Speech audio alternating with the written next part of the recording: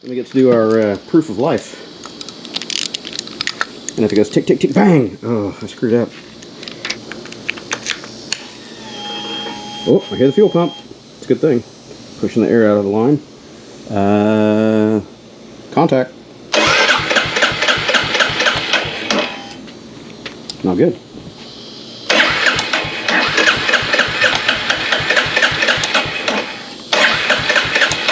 Nope, I forgot a connector. What did he done did? There was a 2-pin that I remember unhooking, and I don't remember if I rehooked it. Okay, everyone. Well, you've always heard of the rainy day tasks, right? Well, this is taking it literally.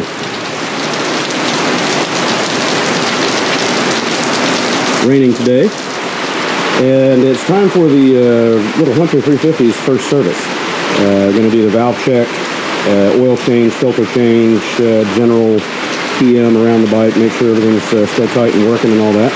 And when I get done with that, I'll probably install my auxiliary switchback brake lights that I've got. So anyway, I'm going to start pulling this thing apart per the incorrect service manual. So I'm not a mechanic. I don't pretend to be one, but I do work on my own bike. So your mileage may vary, and proceed at your own risk if you watch anything and do what I do. The digital version of the Hunter service manual is not available yet, but the Meteor 350 manual is available.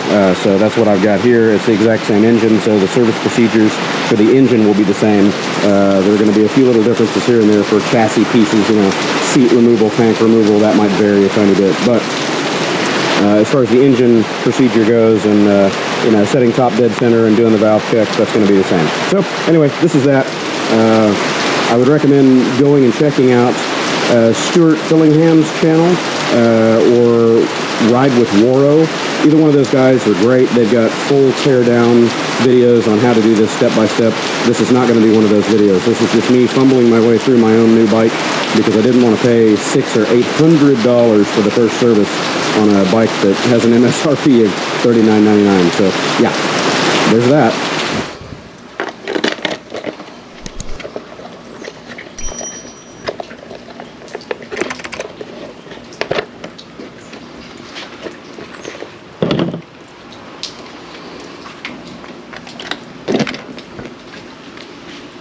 Another thing that I've noticed that I'm going to address sooner rather than later is right here at the back edge of the tank, they have a tiny little strip of, you know, the paint protector, tank bra kind of stuff, but it's really small, and the seat actually rides a little bit higher than that.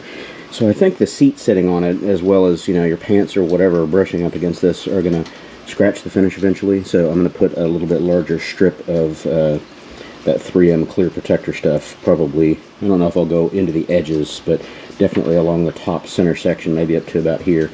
Just, you know, clear protector to keep it looking pretty. I'm going to go ahead and pull the tank and see what we've got for hoses and fittings and stuff underneath there. It's going to be a 10mm bolt with a, or sorry, 8mm bolt with a 10mm nut, and that is a nylock nut, it looks like, so it's going to have positive tension coming all the way out, most likely. Let's make sure we're set, lefty-loosey.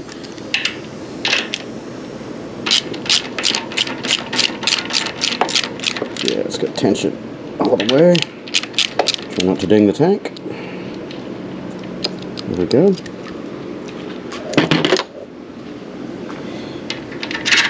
The bolt came right out, no problem. Keep that together so I don't lose it later. Okay, and then the tank should be free. Oh, it's in there. Oh, it's in there. Oh, rubber dampers. Okay, so it's free now. I'm not going to lift that up too high. Let me grab my wooden block here as a spacer and see what we see underneath. And pardon the camera work here. This is going to be tricky getting you guys in the action. It's always harder to video and present these things than it is to just do them. Alright, so let's see. Oh, it's heavy. My tank is about, you know, 2/3 full of fuel, so it's a little on the heavy side. Hey, that works. I like that. That works perfectly. Look at that. It's like I made it for that. It's not. It was off of a table leg. Okay, so now let's get in here, see what we get underneath. Okay, here's the fuel fitting.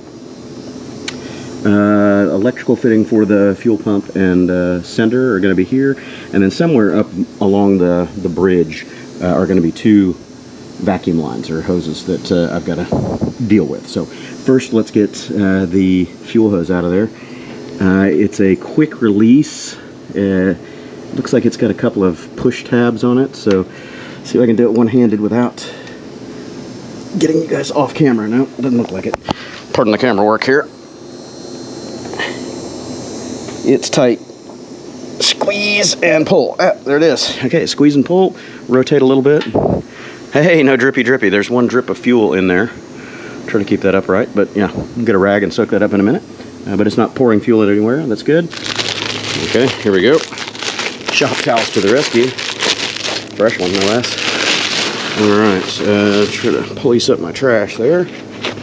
Just get a single shop towel somewhere that it's not going to get all wet from the ground. And I'm just going to turn that hose downward and soak up any fuel that might be in there. Yeah, it's draining out. So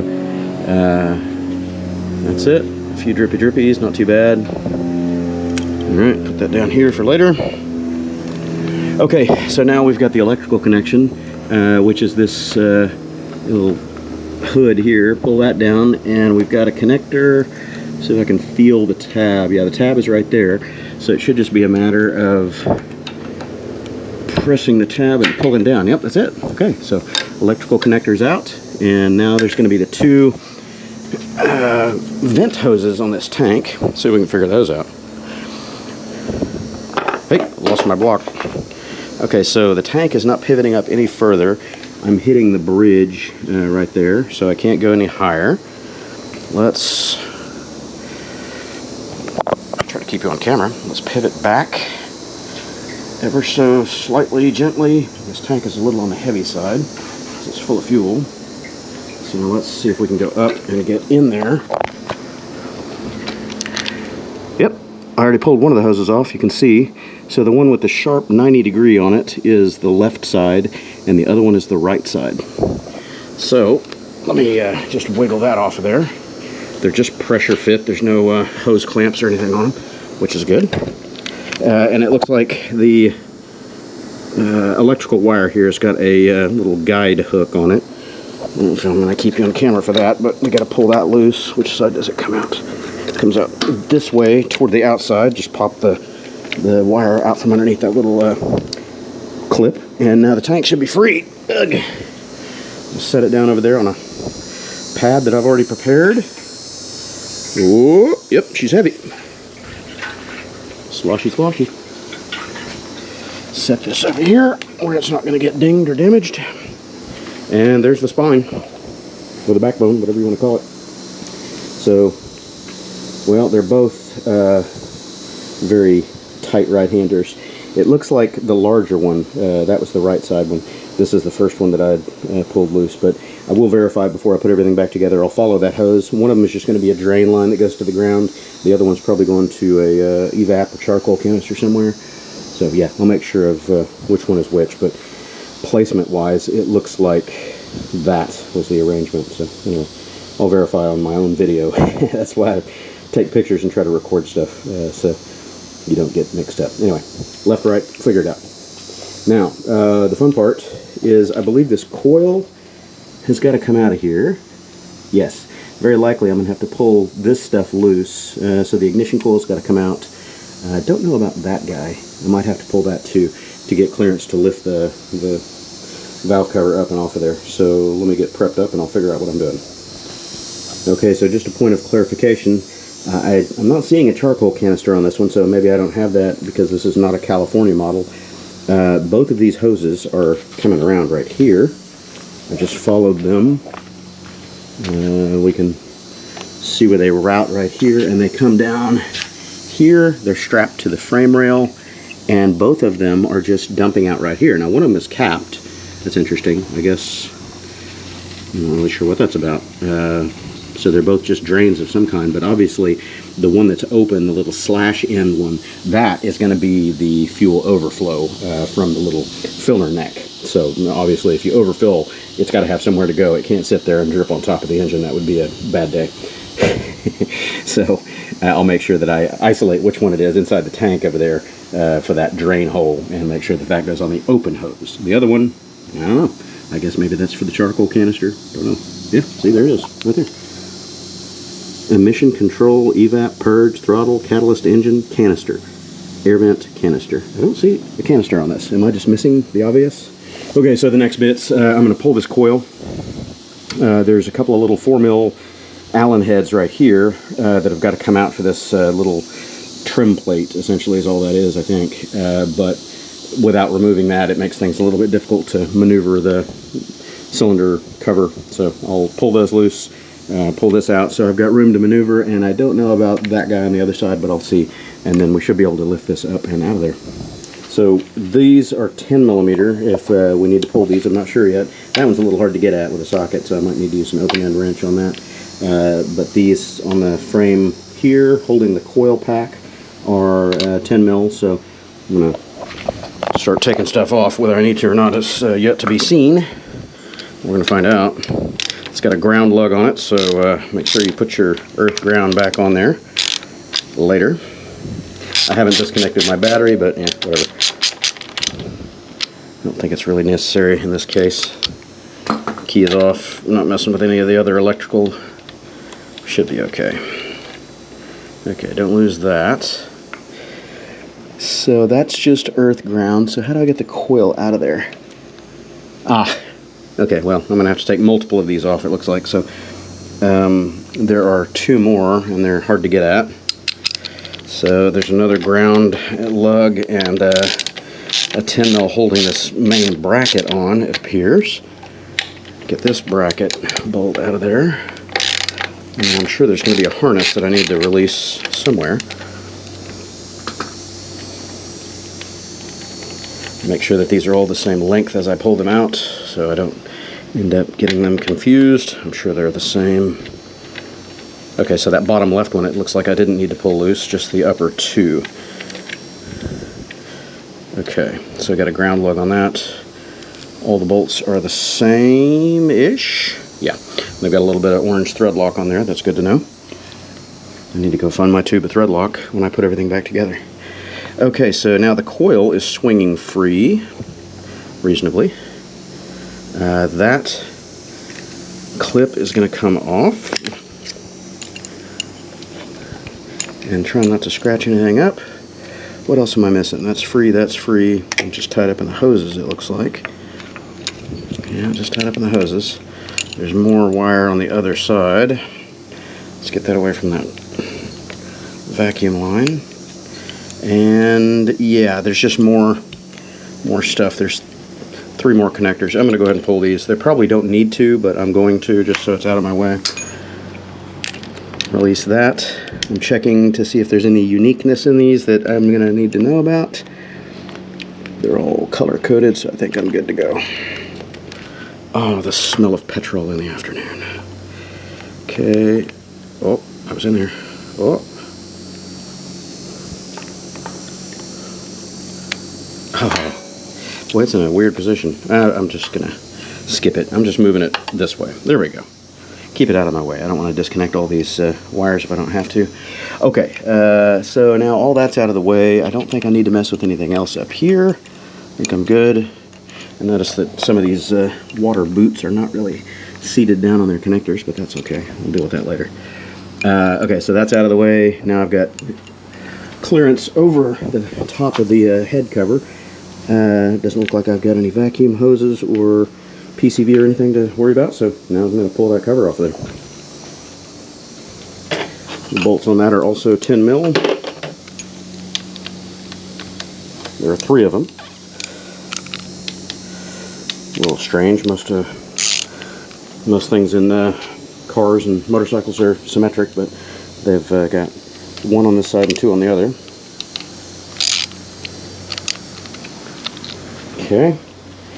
And before we go too far along, I'll be pulling the spark plug, but I'm leaving that in there for now because you don't want debris or any of that falling into the open plug hole. So I'll pull that out. I also need to get a big, I think it's a 14 or 16 mil hex to pull that crank inspection cover. So anyway, let's get this done.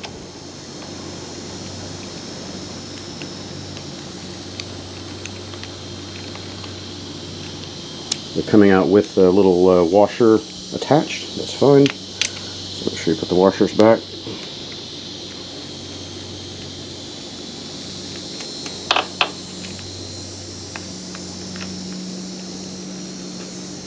Two down. Ooh, they're oily. Look at that. A lot of oil on them. Grab me a towel.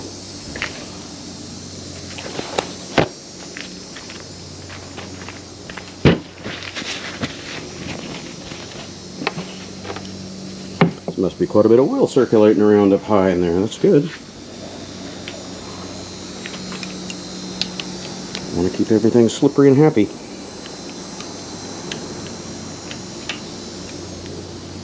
Okay. Oops, sorry, probably not keeping you on camera anyway. Okay, that's out of there. They're all three the same length. Yes, no difference there. You never know with these things. Just got to be mindful taking them apart. You find out the hard way sometimes. You got like 6 bolts, you put everything in, you get down to the last one and it's not the right one. Oh, now I got to go process of elimination. Figure out what I did wrong. That's a lot of oil up top. Look at that. Okay. I'm trying to just pry it up with my fingers, see what the, yep, came loose. I'll just try to avoid using tools if you can. Don't want any tool marks or scratches or scores. Oh, I forgot these guys. You're going to have to do that, right? Right. 4 mil.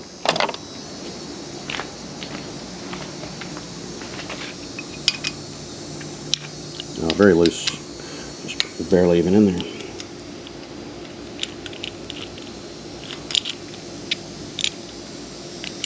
Loctite on that. They're going to have some Loctite going back in, I'll tell you that. Yeah, just a little trim cover. Same length. Loctite those on the way back in. Okay, so now let's get down here with the work. Okay, so this is the end of your, your cam area here, and the gasket has got this embossed area. A lot of valve cover gaskets do. But what we want to make sure of here is that any adhesive that they put on there is going to stay on the correct side, which I believe it needs to stay attached to the head itself, not the valve cover gasket. So we're going to find out. Let's see if I can get it out of there without resorting to screwdrivers. Yep, there we go. Came loose. Now let's see which side it's sticking to. It's sticking to, well, both. This side is sticking to the cover. That side is sticking to the... sorry, I don't know if you're on camera. That side is sticking to the head itself. Well, this is where I might use that little screwdriver to separate them.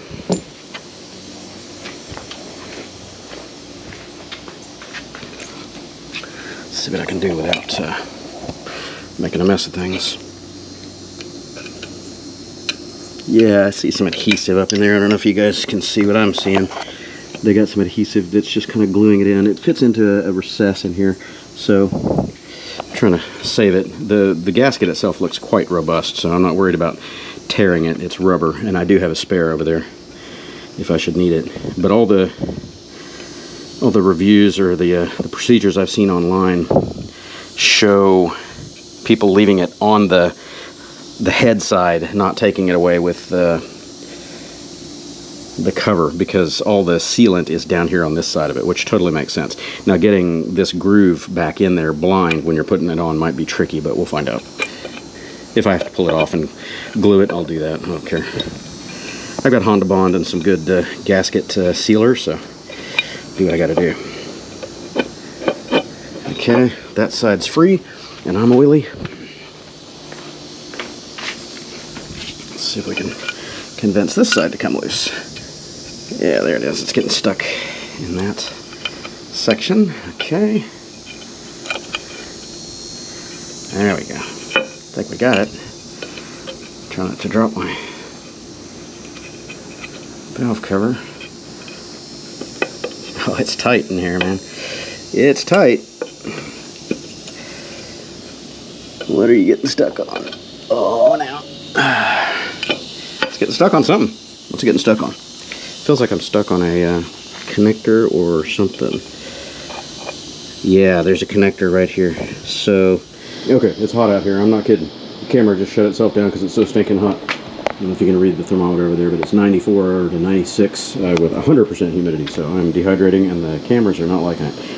Okay, so where I left off a second ago, right before the camera gave up, is I couldn't get the cylinder cover out of there. There just wasn't enough clearance.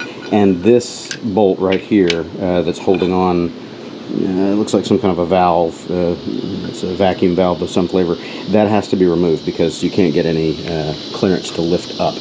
I also disconnected the fuel injector connector. I don't know if that's really necessary, but it gave me a little bit more room to maneuver. So now the cylinder head cover, or valve cover, whatever you want to call it, is coming out. And I'm going to try to get the gasket unmarried from it to leave it on the engine side, and then I'll sort out whether I need to reseal this. I'll figure it out.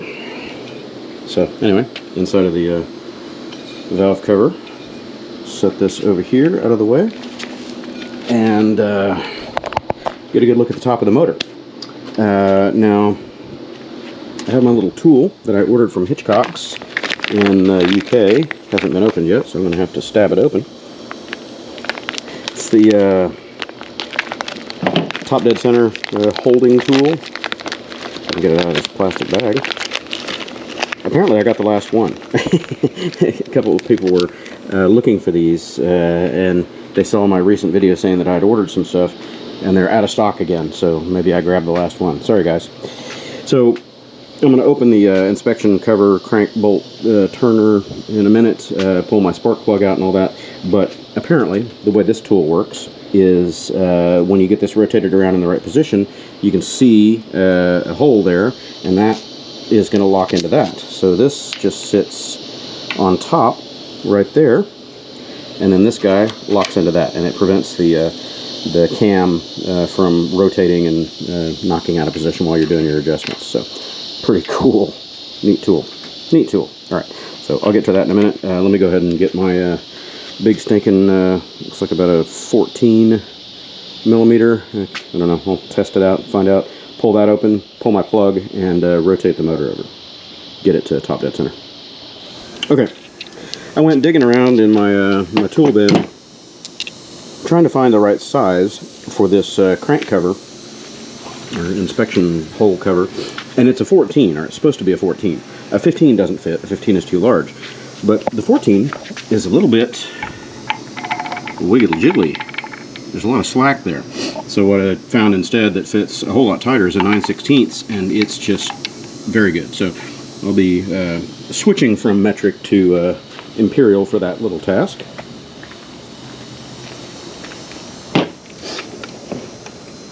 Okay, I'm going to go ahead and pull the spark plug so I can rotate the engine over. Are we on there? Yes, we're on there.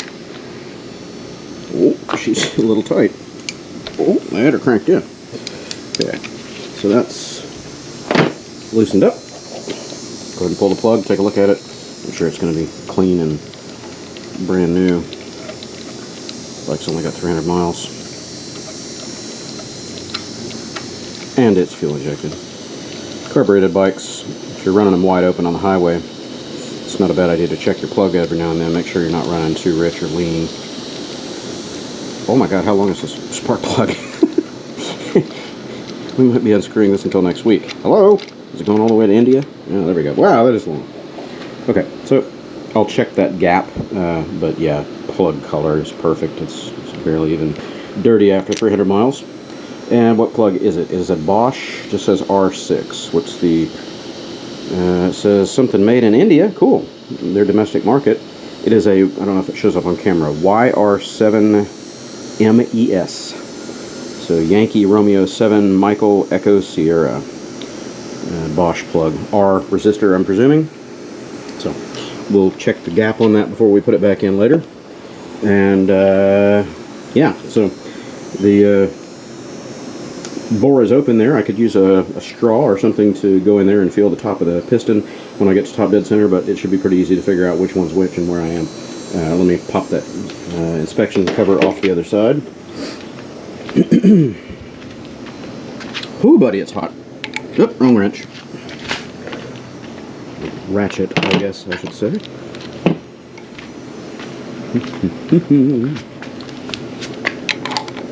Lefty loosey.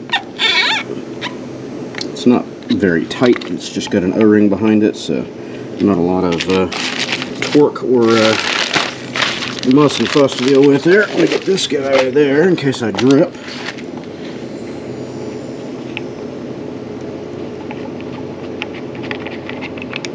Alright, and the O-ring came off with the cap, which is good. Just have a little dribble of oil there on the edge of the crankcase. So I'll leave that right there. Take this over here, and then I don't know what size the crank bolt is, but let's get in there and look at it.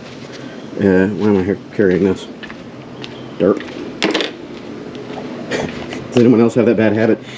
Carry around tools with you everywhere you walk, and then you set them down, you can't figure out where you left them. Dopey! Okay, that looks like it's a 14. Let's see if my assumptions are correct. Get any debris in there. Okay, so yeah, that looks like a 14. Let me grab the 14 deep well and see if I can turn that. And what I usually do for these is I'll put them in second gear or something like that, second or third gear, and I'll roll the wheel forward, you know, normal rotation. That way I'm 100% sure of which way things rotate. Most engines are all going to rotate the same direction, but it depends on how many gears they've got in the primary reduction over there on the clutch basket and all that, to which direction the engine's going to spin versus the rear wheel. So I use the rear wheel to check rotation, and then I continue that direction. You generally don't want to rotate the engine backwards. Not that it's terribly detrimental to the engine, but it can slack your timing chain and your tensioner in there improperly when you're trying to find top dead center. All those people that tell you, oh, if you turn the engine backwards, it's going to ruin it. Whatever. If you grew up racing like I do, you end up going backwards sometimes when you don't intend to. And the engine doesn't always cooperate with that same direction, but it's sure going to flame out when you do it. Damage? Not generally. Okay, what am I doing? Oh yeah, 14.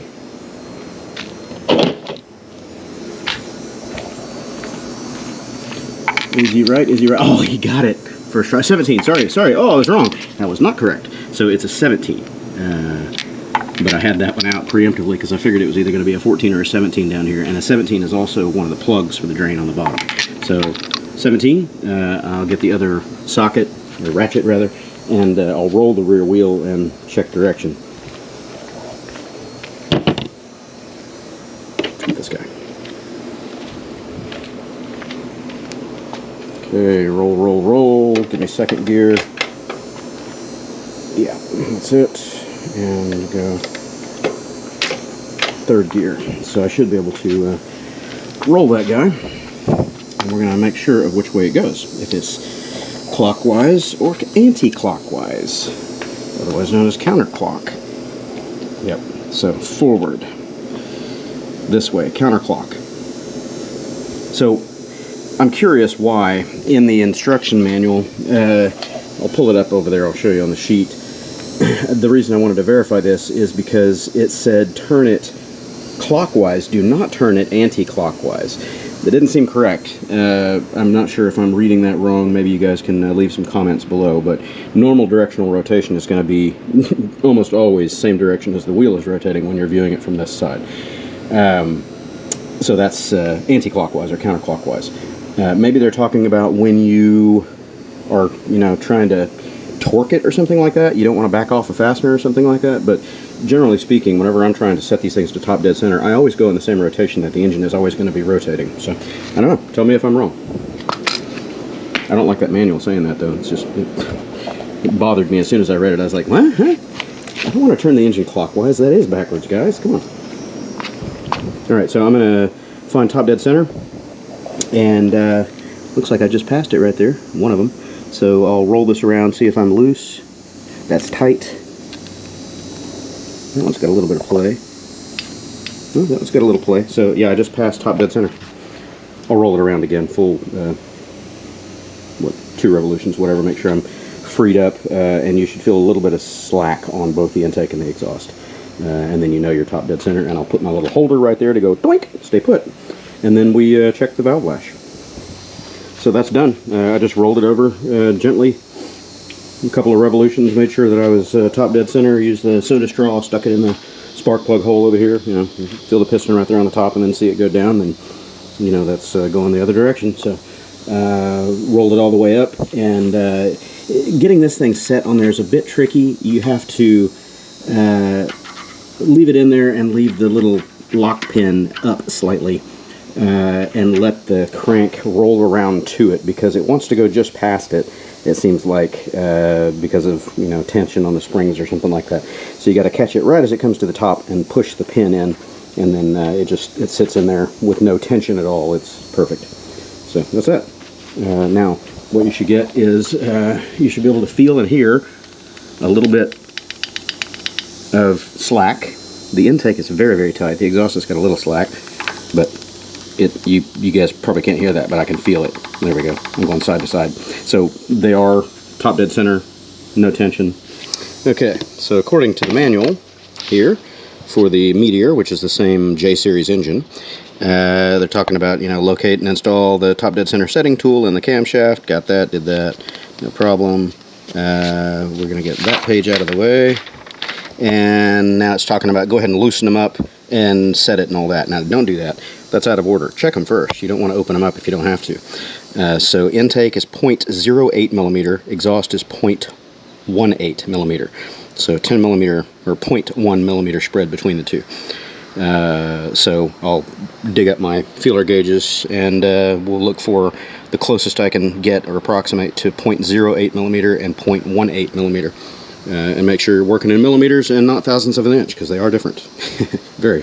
Okay, so they're not specifying a deviance or variation like, you know, most manuals for metric bikes do.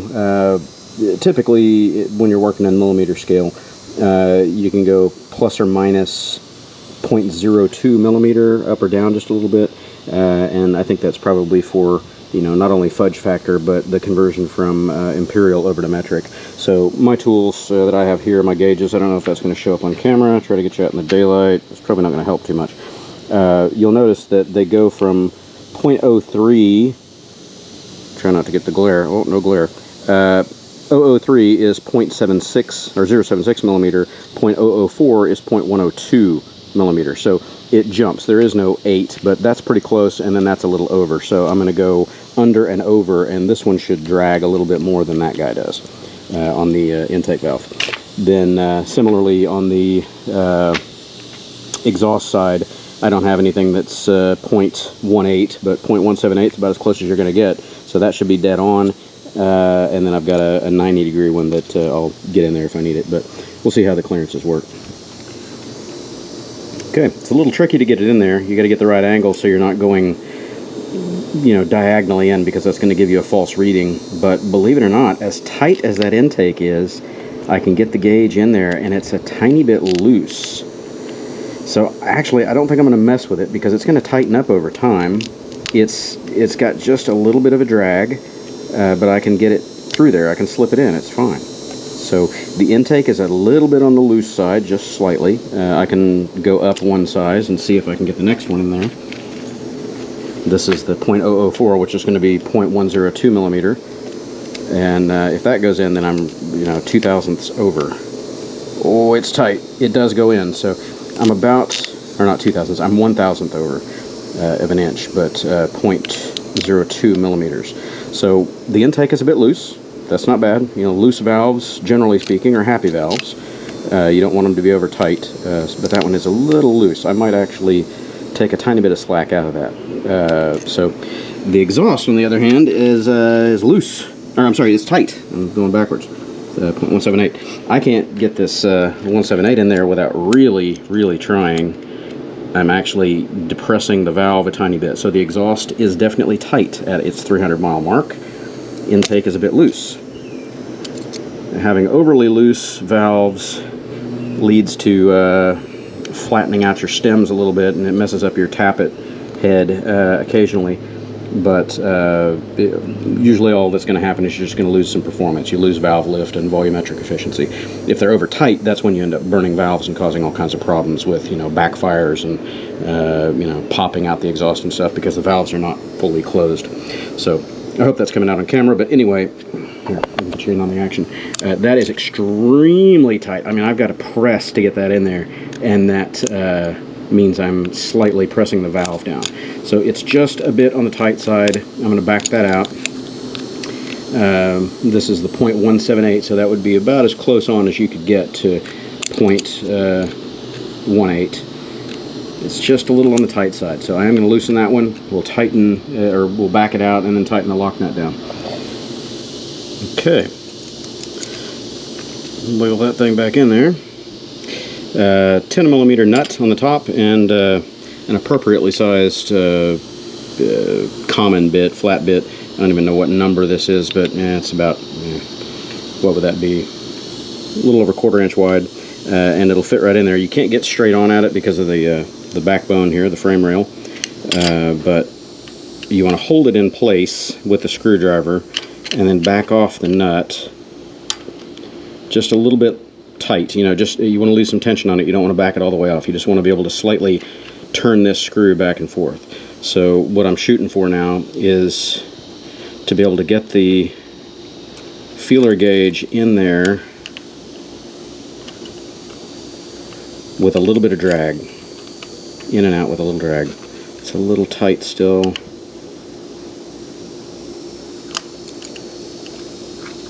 There.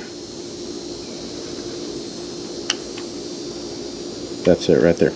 So now the trick is you hold a little bit of backward pressure on it, just slightly without turning it, while you crank the nut down, because the nut is going to try to drag the tappet forward with it, and that'll tighten it up more, and you don't want to be tight. So now, oh, it's beautiful. I don't know if that's coming out on camera. Just set the tools down. Perfect. I hit it on the first try. Sometimes it takes a little bit of maneuvering, but there's just a little drag getting it in and out of there. Perfect. Excellent. Oh yeah, valve adjustment and check is done. So the intake is a bit loose. I could tighten that up. Might as well. Let me throw the 0.10 in there, 0.102, and make it a little bit tight because this is oversized by 0.02 millimeter. But right now that feeler slips in and out there a little too easy. If I can get it lined up. Very funny angle here.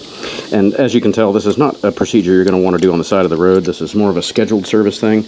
With the little Hondas having tappet covers, you can just pop them open anywhere and do this check without any real drama. So let's see what we got here.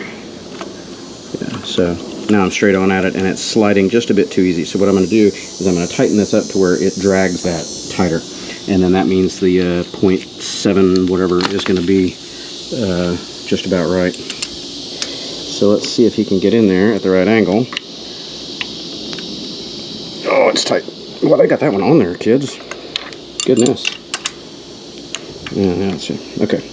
So let's see if we can tighten that down just a hair. Test my theory.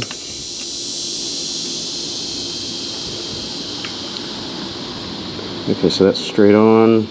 Boy, that is just a very tight valve. Okay, so that's tight right there. If I can hold that steady and then pull that out of there without skewing my adjustment that I just made, the next size down should be perfect. Yeah, that's tight coming out. Sorry, gotta rearrange here. I'm getting my camera all greasy and I didn't want to do that. Yeah, I gotta force it in, but it's not as easy as it was before. Perfect. And that, again, because I don't have the exact size they're calling for, 0.076 is the closest I've got to 0.08. 102 is going to be the next one up, and that's a little bit big. But normally there's about a 0.02 deviation on these, so yeah. I could go a little tighter. I could go a little tighter. Let's do it. Let's go a little tighter.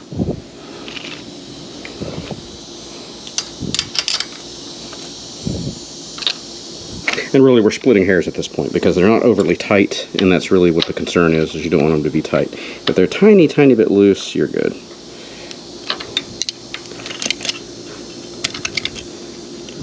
Nope, I got it too tight. Now it's compressing the valve. It's pinching my my feeler in there. When you tighten the nut, it's going to try to drag the adjuster with it.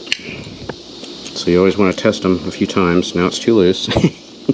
Back and forth and back and forth. Exhaust was easy to get. This one's not so much fun. The angle is difficult here because of the offset. Okay. It's just a hair. Yeah, that's better. That's better. Got it. It's coming in and out with just a little bit of drag. Perfect. Okay, we got it. Alright, it's time to close this up, figure out how to get my gasket back in the cylinder cover all the way around without breaking this seal if I can avoid it, and yeah, do the oil change. I'm trying to reuse the original gasket. I don't know if this is going to be 100% successful, but I'll just back it out here and show you what I did. So it's attached at this side with bonding agent of some kind, you know, gasket sealer or whatever. It's really in there, and to get that out and set it on the head and then put everything back, or the cover, and put it back on there is going to be a challenge. And I'd rather not destroy this gasket if I can avoid it. So anyway, it's very well attached here, but it's flexible everywhere else, and it's a pretty robust gasket. So what I'm doing is I'm just feeding it into the recess all the way around with my fingers from the left side of the bike and guiding it, making sure that it stays in the little recess as I'm feeding it over the top of the motor, and just feed it in underneath. You're going to get oily, get used to it, and as long as you stay in that little guide, it should be good to go. We'll see if I'm successful or not. Not much room to maneuver your fingers in here, so good luck. Came out right here, so just get it back in the groove, and you can kind of, you guys can't see what I'm seeing, but you can kind of look what you're doing and see if it's staying in the groove or not. So hopefully you can reuse the original gasket and not have to spend 13 bucks on a replacement. This is only due every 6,000 miles after this first service, so it's going to be a little while before you get in here again, and by then this gasket might be really stuck and you'll have to get a new one anyway. But at this first 300-mile service, it's such a shame to just lose a gasket. Yeah, it looks good. You guys aren't seeing what I'm seeing, sorry. It's in there all the way around. I'm in the groove. In the groove, yep, in the groove. Okay, so I'm going to get that situated, get it centered up, and put my cover bolts back in. What I will say surprises me is there is really there are no locating pins or anything like that this cover sits into on the cylinder head. It just kind of rests on top of here, so there's no real positive location of it other than just kind of squishing in place. The bolt kind of helps to center it up a little bit, but there's a little bit of play. A little bit of fudge factor going on, as long as the gasket's in place and the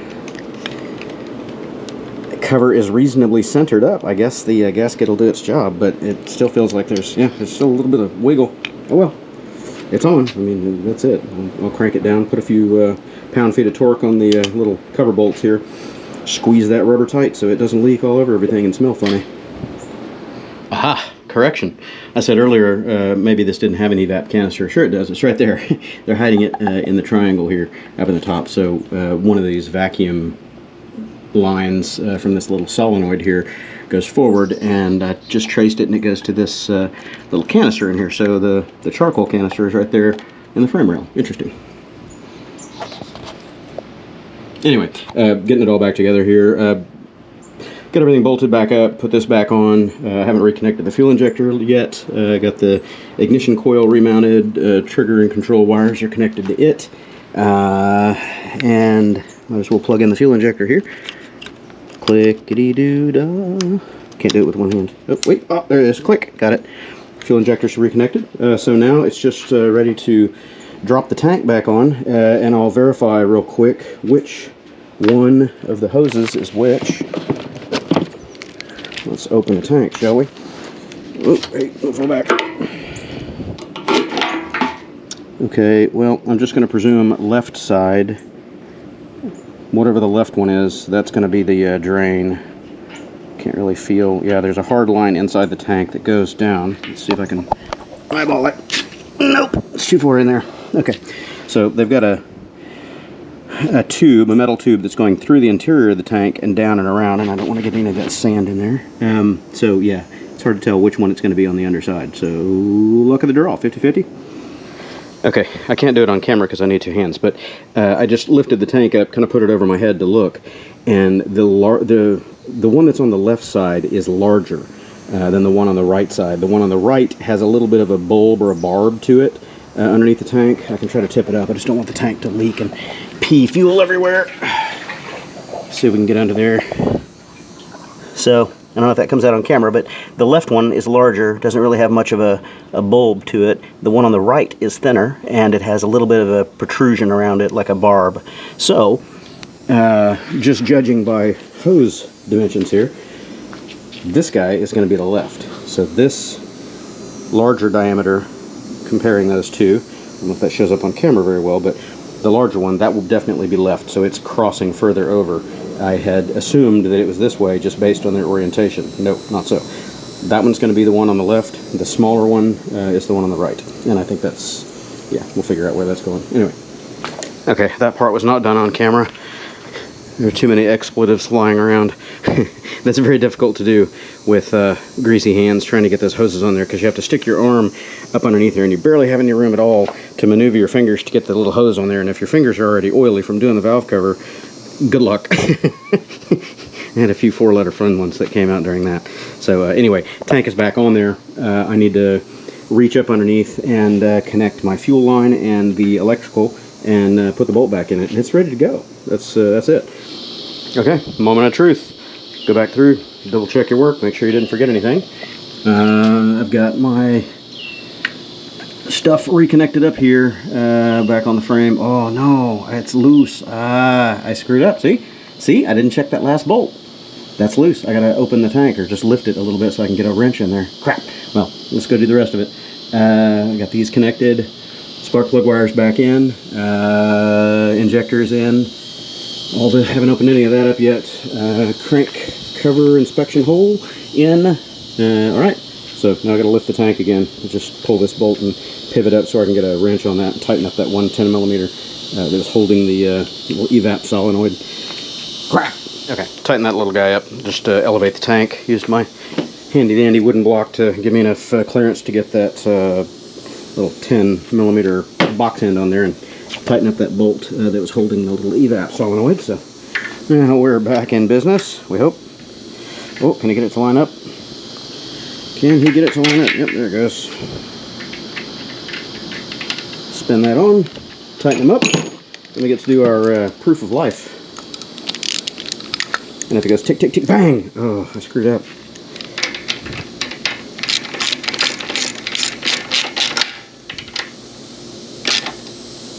Good and snug. Okay, now, do it again, shall we?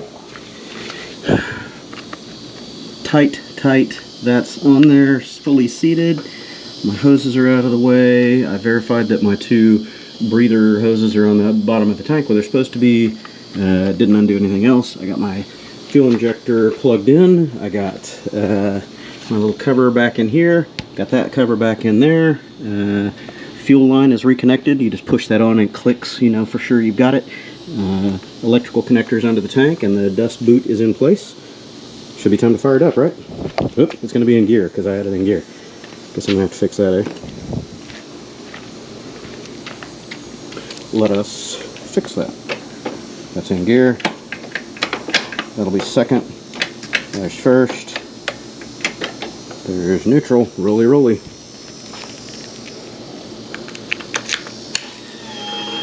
Oh, I hear the fuel pump. It's a good thing. Pushing the air out of the line. Contact. Not good. What did I forget? That's up. This is up. Oh, it may have just, it's probably starved from fuel.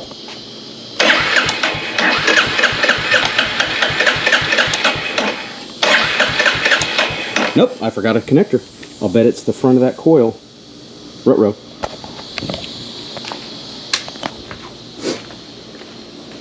I connected one of the coil wires. Did I forget the other one?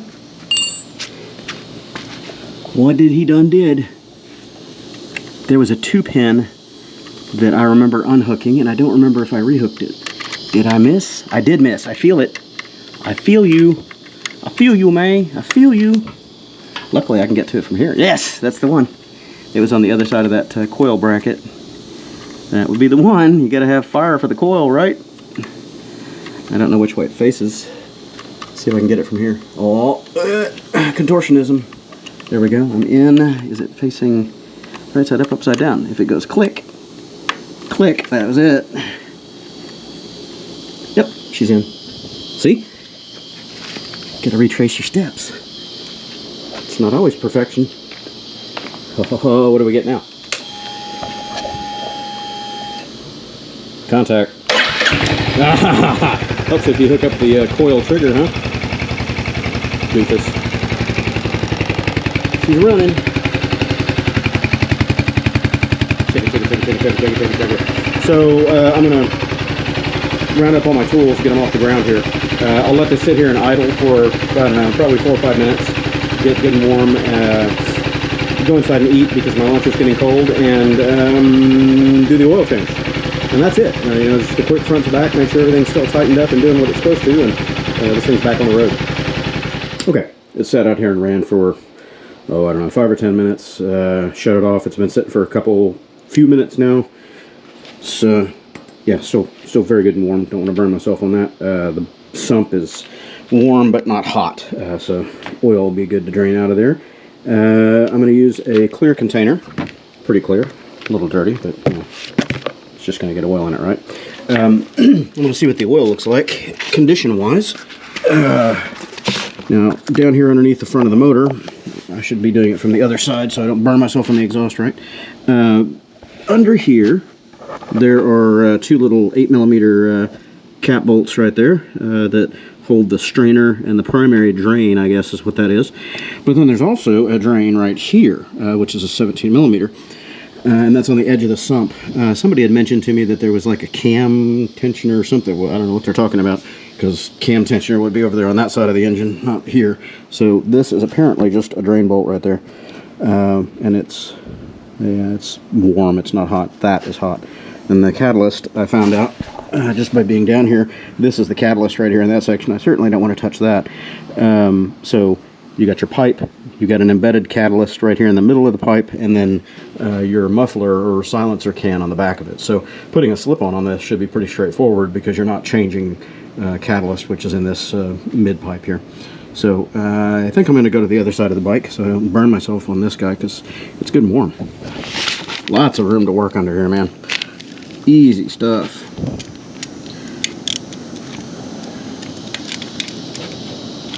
I'll be putting a skid plate under here, and the Royal Enfield skid plate, I noticed, doesn't have an access hole for the oil change or whatever, so I presume they're wanting you to drop the plate every time you change your oil. That's kind of odd. Aftermarket ones, like one that I'm trying to get from Auto Ingenia out of India, it has a little cutout right there. So it's just it's a sump protector down here, but it's got a drain hole area, and it looks like it even has something for that left side drain bolt there. So anyway, we'll see as we get there. Okay, time to get dirty. I'm not really a fan of this. I wish that it just had a straight old drain bolt, but I can't find definitive service information on this guy to say whether this is something that you have to change every oil change at 3,000 miles, or if you just leave that for, you know, 6,000 mile treks or whatever, and then just drain over there out of that bolt. I'm not really sure, but we're doing it this way this time because that's what the service manual said to do at 300 miles. So that's what we're gonna do. So the oil is not bad. It's kind of a, it's almost like a greenish tinge to it, which is a little strange, but yeah, whatever. Anyway, we'll let that dribble out. I'm going to go open the drain hole on the other side, or the fill hole, and then we'll get the filter off of the other side in a minute after everything else is already pretty much dribbled out. Open sesame. Ooh, she's on there. Open sesame. Pliers. Crap. Pliers are in the garage. Let's see if I can get it. Oh, goodness, no. Man, that is on there. Holy crap. Alright. Okay. Shop rag and pliers to the rescue. Well, they got that thing on there, boys and girls. Oh, wow, yeah, that's really torqued on there. What the? This is shop rag to keep it from marring up the plastic, but it's kind of a moot point. I'm not putting it back in there. I did get this from Hitchcock's, and it is a oil temperature gauge cap cover. I'm making a mess. I need to clean out my trash, huh? Oh, I like this. I've got a very similar one on my Super Cub, but I was never really a fan of the one on the Cub because the little temperature probe nub here on the end of it was not, it doesn't stick out at all. It doesn't protrude. It's flush with the bottom of this. And, you know, I guess it works okay because these are just splash sensors. They're not submerged, and they kind of approximate.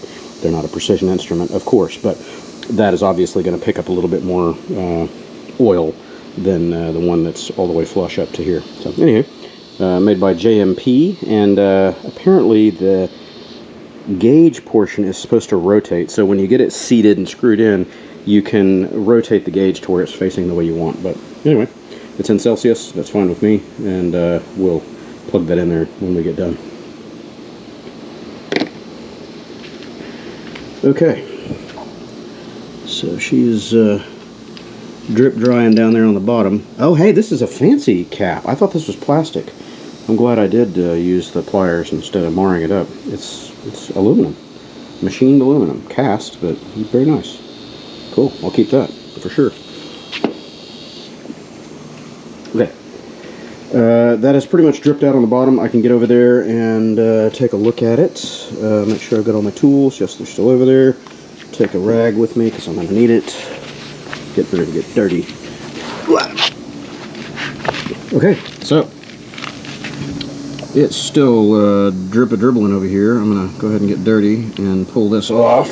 Take a look. Now, there's supposed to be a little filter up in there that has to pull out. Okay, so the O-ring stayed with me on this side. That's good. Let's get dirty, shall we? Wiggle jiggle. I might need some pliers. It's loose, but oh no, there you go. You just pull it. Okay, so there's that.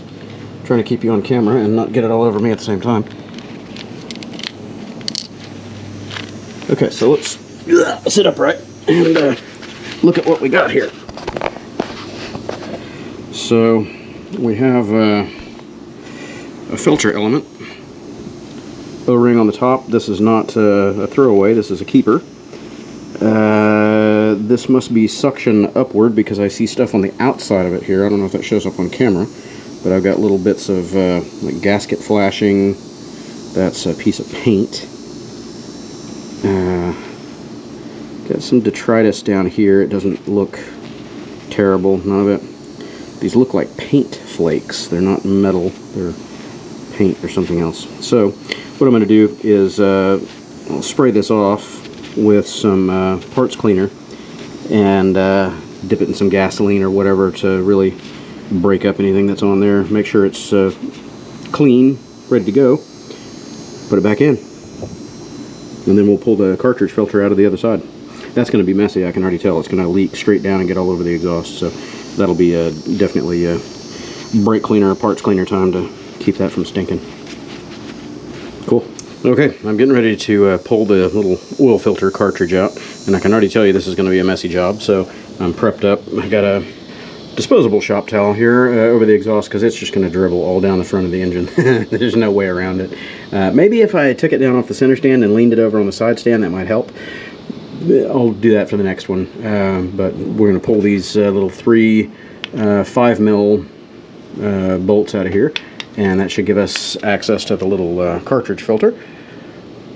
Try to make sure it doesn't round out, and it's, whoa, goodness, it's tight, kids. What? Why did they get that so tight? It shouldn't be that tight. That one came loose easy. That one came loose easy, and this one was trying to round the fastener. Oh my God, that was really way too tight. Don't want to have to go replacing bolts today. My fingers are so oily I can barely hang on to the tool. And I'm going to take these out in order. I don't know if there's going to be different sizes.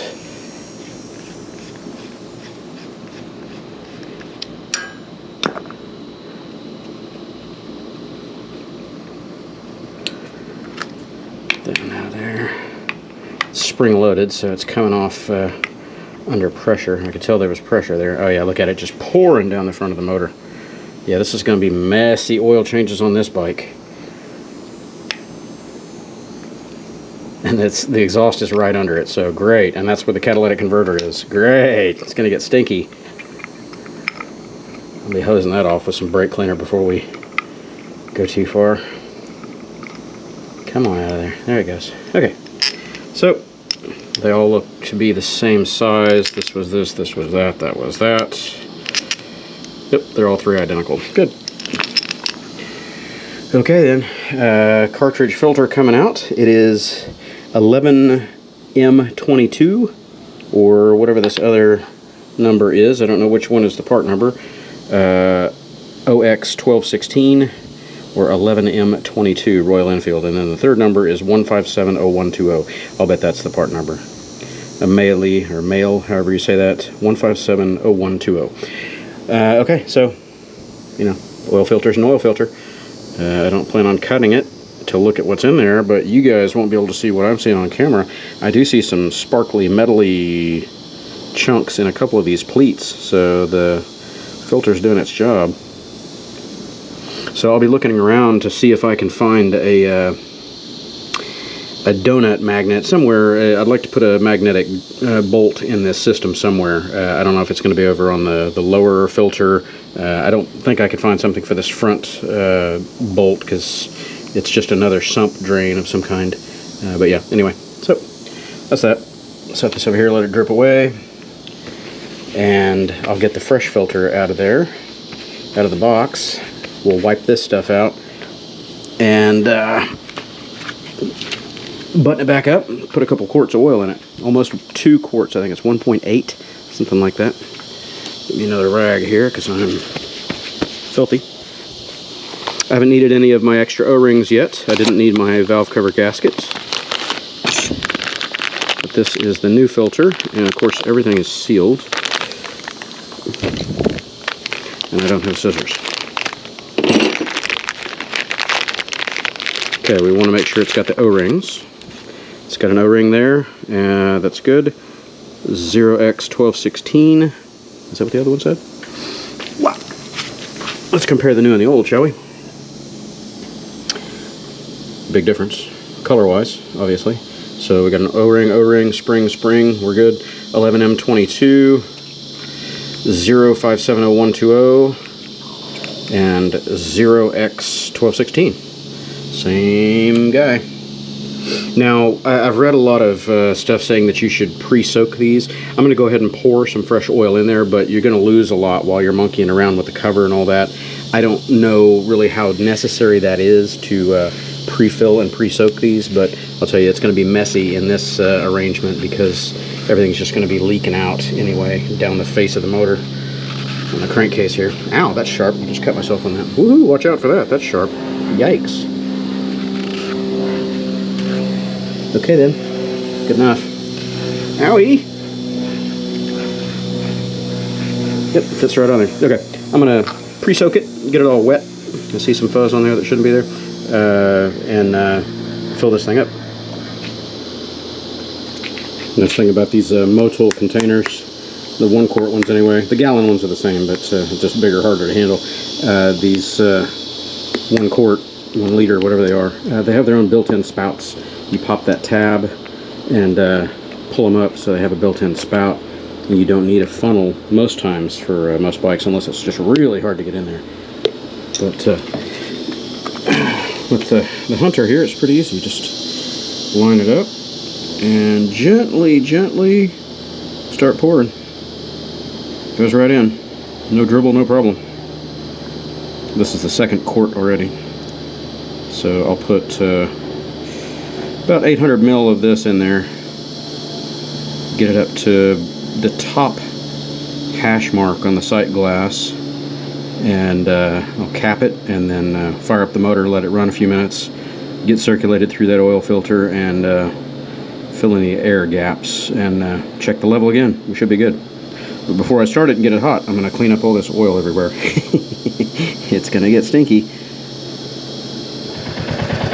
Okay, it's been sitting here idling for about 5, maybe closer to 10 minutes.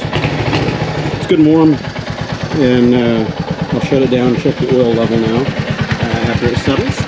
But the main thing is I want to reset the service warning over there.